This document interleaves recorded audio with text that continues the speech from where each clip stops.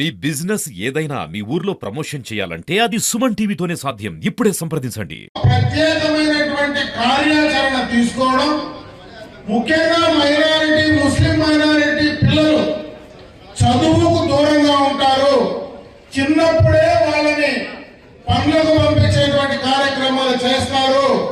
వాళ్ళని చదివించాలా, వాళ్లకు ఉపాధి అవకాశాలు కల్పించాలా, వారికి సంబంధించినటువంటి సంక్షేమ కార్యక్రమాలు ప్రత్యేకంగా మైనారిటీలకు చేయాలా అనేటువంటి ఆలోచన మొట్టమొదటి చంద్రబాబు నాయుడు గారు వచ్చిన తర్వాత కీర్తన నందమూరి తారక రామారావు గారు వేసినటువంటి బీజానికి కార్యాచరణ తీసుకొచ్చింది మాత్రం తెలుగుదేశం పార్టీ చంద్రబాబు నాయుడు గారిని చెప్పక.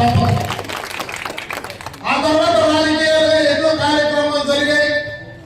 దేశంలో రకరకాల సందర్భాల్లో కొన్ని విషయాలు మాట్లాడాల్సి వస్తే ధైర్యంగా కొన్ని విషయాల్లో మైనారిటీలకు సంబంధించి వారికి ఎక్కడైనా అన్యాయం జరిగినా, ఇబ్బంది జరిగినా భయపడకుండా భారతదేశంలో మాట్లాడిన వ్యక్తి మాత్రం చంద్రబాబు నాయుడు గారు. దానికి మూలాలను నేను పోదలుచుకోవాలి. మైనారిటీలకు ఎప్పుడు ముస్లింలకు షాదీ మహల్ కట్టించినటువంటి సందర్భాలు లేవు. ఈరోజు షాదీ మహల్ అనేది ఒకటి వీరికి సంబంధించినటువంటి పేద బలహీన కుటుంబాలు వర్గాలు ఉండేటువంటి ముస్లిం సోదరులు ఎక్కడో మసీదులో నికా చేసి బయట ఎక్కడో పోయి భోజనాలు పెట్టి అంతమందికి పెట్టేటువంటి సందర్భాల్లో ఇబ్బందులు ఎదుర్కొంటారని మొట్టమొదటగా వారికి కూడా వారి పెళ్లిళ్ళు చేసుకోవాలన్నా, వారికి సంబంధించినటువంటి ఆ యొక్క వర్గానికి సంబంధించినటువంటి సమావేశాలు ఏర్పాటు చేసుకోవాలన్నా వారికి ఒక స్థలం ఉండాలా.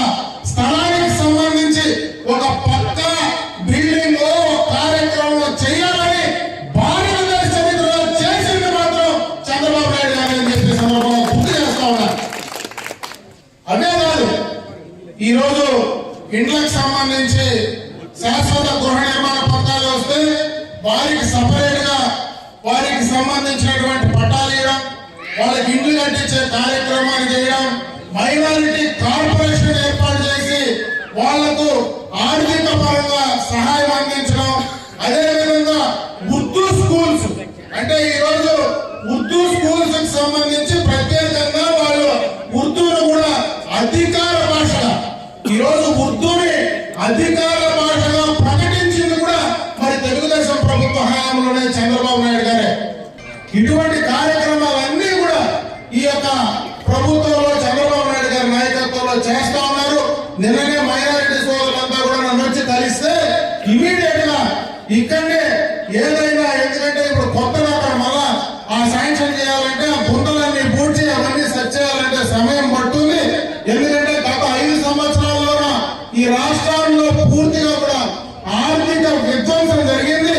దానివల్ల రాష్ట్రంలో కూడా ఆదాయం ఉండేటువంటి పరిస్థితి లేదు. కాబట్టి ఎక్కడో ఒక చోట ఒక రెంటెడ్ బిల్డింగ్, బాడిగ బిల్డింగ్ వస్తే ఇమీడియట్ గా ప్రభుత్వం నుంచి దానికి బాడిగిచ్చి అమ్మాయిలకు సంబంధించినటువంటి రెసిడెన్షియల్ స్కూల్ ఇమీడియట్ గా మనం స్టార్ట్ చేద్దాం, రెడీగా శాంక్షన్ ఉంది ఈ రోజు కూడా అని చెప్పి నేను చెప్పడం జరిగింది. త్వరలోనే ఆ కార్యక్రమాన్ని కూడా పూర్తి చేద్దాం.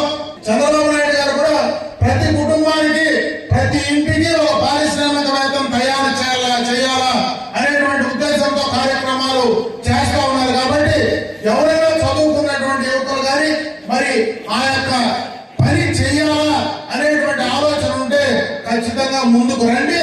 ఖచ్చితంగా మీకు ఆ ఎంఎస్ఎంఈకి సంబంధించినటువంటి కార్యక్రమాల్లో భాగస్వాములు చేసి ప్రభుత్వ పరంగా మీకు వచ్చేటువంటి సబ్సిడీస్ ఏవైతే ఉన్నాయో అవన్నీ కూడా కోఆర్డినేట్ చేసి ఆ సబ్సిడీలు ఇప్పించే బాధ్యత కూడా ఖచ్చితంగా కూడా మేము తీసుకుంటామని చెప్పి తెలియజేసుకుంటూ ఆ రకంగా ముందుకు పోయే ప్రయత్నం చేయమని చెప్పి మరొకసారి మిమ్మల్ని అందరినీ కూడా కోరుకోవడం జరుగుతా ఉంది.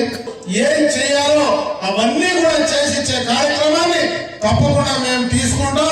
ఏదో రాజకీయాల కోసమో ఓట్ల కోసమో ఇప్పుడు వచ్చి చెప్పేటువంటి కార్యక్రమం కాదు, ఇది సందర్భం కూడా కాదు. కాబట్టి ఖచ్చితంగా కార్యక్రమాలన్నీ కూడా చేసి ఇవ్వడానికి మీకు అందుబాటులో ఉండి చేయిస్తామని చెప్పి మరొకసారి తెలియజేసుకుంటూ సెలవు తీసుకుంటా. జై హింద్.